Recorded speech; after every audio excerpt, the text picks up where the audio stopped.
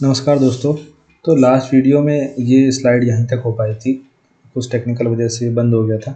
तो हम इसको एक बार फिर से देख लेते हैं और शहरी स्थानीय निकाय को फिनिश करते हैं।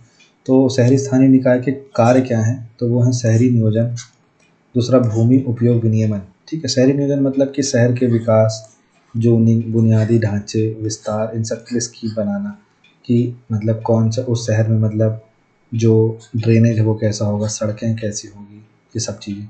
फिर भूमि उपयोग विनियमन की जो रेगुलेशन करना है, जो लैंड यूज है उसका, तो निर्माण, भूमि आवंटन, इनको कंट्रोल करना है और भूमि का उचित उपयोग सुनिश्चित करना है।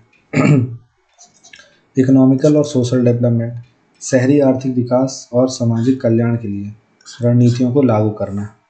इसके अलावा सड़कें और पुल, तो सड़कों, फ्लाईओवर, पैदल मार्गों, इनका निर्माण करना और रख रखाव करना।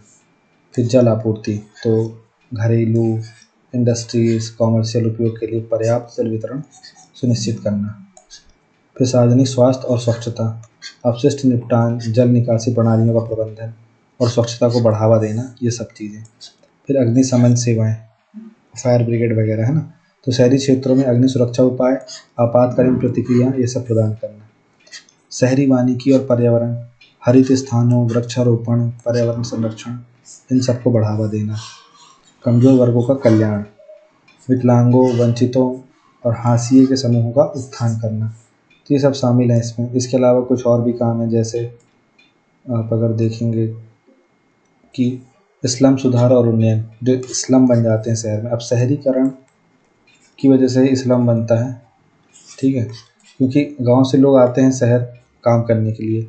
अब वो जो वहाँ पे रेंट है, तो ये तो पा ही 15 से 20 हज़ार, या मान लीजिए 10 हज़ार 12 हज़ार कमा रहे हैं, 4 हज़ार 5 हज़ार रेंट में चला जाएगा तो बस बचेगा क्या? तो इस हिसाब से वो उस तरीके से नहीं रह पाते। तो उधर आवास, स्वच्छता, बुनियादी सुविधाएं, इन सब का उन्नयन करना से, ये सब तो क्या ही करते हैं, वहाँ से हटाने वाला काम जरूर करते हैं। शहरी गरीबी और उन्मूलन, शहरी गरीबों के लिए आजीविका, शिक्षा, स्वास्थ्य, ठीक है, इन सब का समर्थन करने के लिए कार्यक्रमों को लागू करना। फिर शहरी सुविधाएं, निवासियों के लिए पार्क, खेल के मैदान, मनोरंजन स्थल, ये सब विकसित करना। फिर सांस्कृतिक और शैक्षिक संवर्धन, पुस्तकालयों, सांस्कृतिक केंद्रों, शैक्षिक जागरूकता कार्यक्रमों, इन सब का समर्थन करना। फिर दफन और दाह संस्कार, तो दफन स्थल जो हैं, दाह संस्कार सेवाएं जो हैं, विद्युत शवदाह इनका प्रबंधन करना। आपने देखा होगा कि शहरों में बहुत सी जगहों पे इलेक्ट्रिक वो होता है, शवदाह होता है ना। पशु कल्याण, मवेशी आश्रयों की स्थापना करना, पशु संरक्षण नियमों को लागू करना। महत्वपूर्ण सांख्यिकी प्रबंधन, ठीक, जन्म मृत्यु पंजीकरण करना, जनसांख्यिकी रिकॉर्ड रखना, शादी ब्याह, ये सब का रजिस्ट्रेशन करना। फिर सार्वजनिक सुविधाएं, street light, parking, bus stop, सार्वजनिक शौचालय, गार्डन, उद्यान, ये सब बनाना। बूचड़खाने और चमड़ा कारखानों का विनियमन, तो मांस प्रसंस्करण, चमड़ा उद्योग, ये तमाम चीज़ें सब देखते हैं लोग। अब हम ग्रामीण और शहरी स्वशासन में स्वायत्तता का महत्व समझते हैं। जो जो आपका रूरल गवर्नमेंट चलता है या फिर शासन चलता है, जो अर्बन चलता है, उसमें जो ऑटोनॉमी होती है, जो ऑटोनॉमी मिलती है इनको, सब क्या इंपॉर्टेंस है। तो पहला तो विकेंद्रीकृत निर्णय लेना हर चीज़ के लिए। अब जैसे गांव में कुछ करना है तो हर चीज़ के लिए हम केंद्र के पास, राज्य के पास नहीं जाएंगे ना। तो जो विकेंद्रीकृत निर्णय है, ये स्वायत्ता स्थानीय निकायों को अपने समुदाय की विशिष्ट आवश्यकताओं के अनुरूप निर्णय लेने का अधिकार देती है, जिससे बेहतर शासन सुनिश्चित होता है। इसके अलावा कुशल संसाधन उपयोग, स्थानीय अधिकारी स्वास्थ्य सेवा, शिक्षा, बुनियादी ढांचे जैसे प्राथमिकता वाले क्षेत्रों को सीधे संसाधन आवंटित कर सकते हैं। ठीक है। फिर बढ़ी हुई जवाबदेही, तो स्वतंत्र निर्णय लेने से यह सुनिश्चित होता है कि स्थानीय नेता सीधे उन लोगों के प्रति जवाबदेह हैं जिनकी वे सेवा करते हैं। ठीक है। फिर नीतियों का तेज क्रियान्वयन, स्वायत्त निकाय नौकरशाही की देरी, इनको दरकिनार कर सकते हैं, जिससे विकास योजनाओं का त्वरित क्रियान्वयन सुनिश्चित होता है।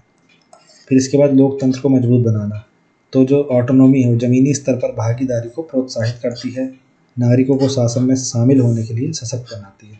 तो इसके बाद कुछ और भी इनके महत्व हैं, जैसे कि आप देखेंगे स्थानीय विकास पर ध्यान देना, तो जो स्वायत्ता उससे मिलती है, तो उससे जो लोकल लेवल पे जो डेवलपमेंट करते हैं उसको फ़ायदा मिलता है। तो ग्रामीण क्षेत्रों में कृषि, शहरों में यातायात प्रबंधन जैसे विशिष्ट मुद्दों के लिए लक्षित समाधान सक्षम बनाती है। बेहतर संकट प्रबंधन, ठीक है, क्राइसिस मैनेजमेंट। स्थानीय सरकारें जो हैं बाढ़, महामारी, आग जैसी आपात स्थितियों पर तेजी से प्रतिक्रिया कर सकती हैं, ठीक है। फिर हाशिए पर पड़े समूहों का सशक्तिकरण, तो स्वायत्ता निर्णय लेने की प्रक्रियाओं में कमजोर वर्गों, महिलाओं, आदिवासियों इनको शामिल करना सुनिश्चित करती हैं। फिर नवाचार और लचीलापन, तो स्वतंत्र शासन जो है अत्यधिक राज नियंत्रण के बिना स्थानीय चुनौतियों के लिए रचनात्मक समाधान को बढ़ावा देता है, ठीक है।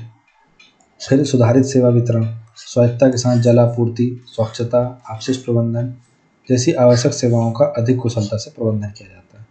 तो अगर आप देखें कि ऑटोनॉमी का क्या महत्व है, तो इसको सिर्फ आप ऐसे समझिए कि लेट सपोज एक कॉलेज जो होता है उसको जब ऑटोनॉमी मिल जाती है तो उसके पास कितनी सारी जो जो उसके पास एडमिनिस्ट्रेटिव वर्क है या और भी जो वर्क हो रहे हैं उन सब के जो वो होते हैं, लफड़े होते हैं, नाटक होते हैं, उन सब में फंसने से वो बच जाता है।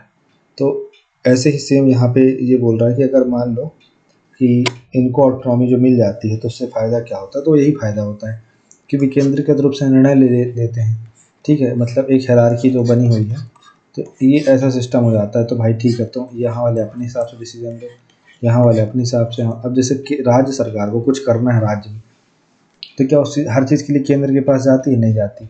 ऐसे ही अगर ग्रामीण प्रशासन को, शहरी प्रशासन को कुछ करना है तो हर चीज़ के लिए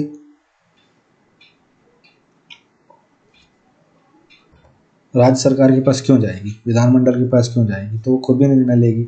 तो एक ये विकेंद्रीकृत निर्णय लेने में जो है ये महत्व है। दूसरा, जो संसाधनों का उपयोग है वो कुशलतम हो सके, ये है।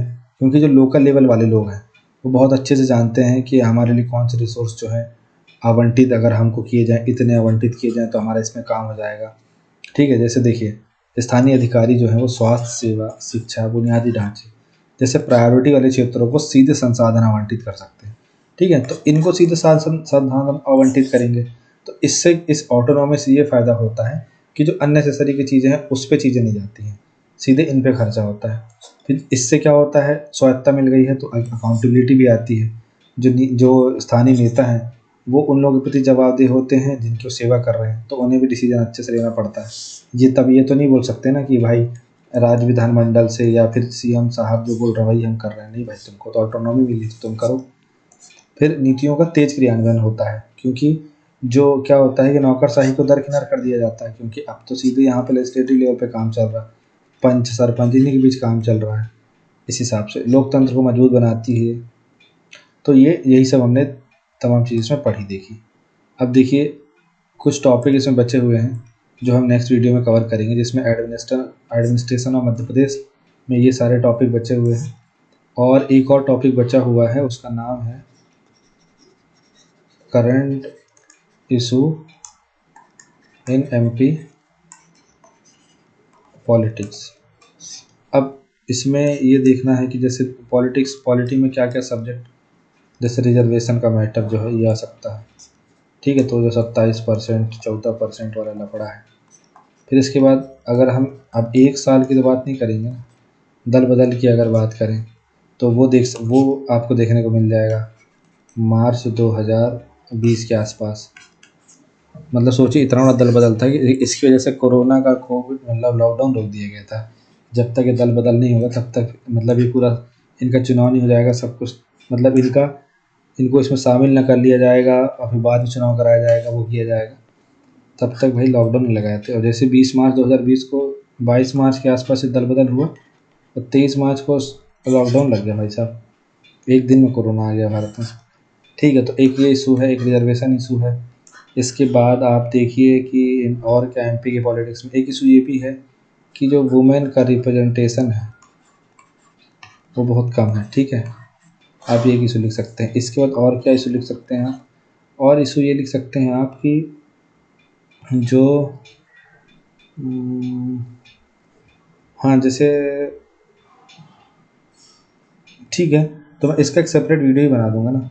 लेकिन एक मैं आपको एक डायमेंशन दे रहा हूँ कि लेट सपोज अगर आ जाए और आपने पढ़ नहीं रखा है तो आप क्या क्या आयाम को डाल सकते हैं, वो मैं आपको ब्रीफ दे रहा हूँ। बाकी आप फिर सोचते रहें कि यार लास्ट इतने समय 1-2 साल में क्या क्या एमपी में पॉलिटिकल ऐसी गतिविधियाँ हुई हैं जो मुद्दे बने हुए हैं, ठीक है? तो वो देखिएगा। और सबसे बड़ा मुद्दा तो ये भी है कि जैसे मान लीजिए पार्टी चेंज करना, इस पार्टी से उस पार्टी, उस पार्टी से इस पार्टी।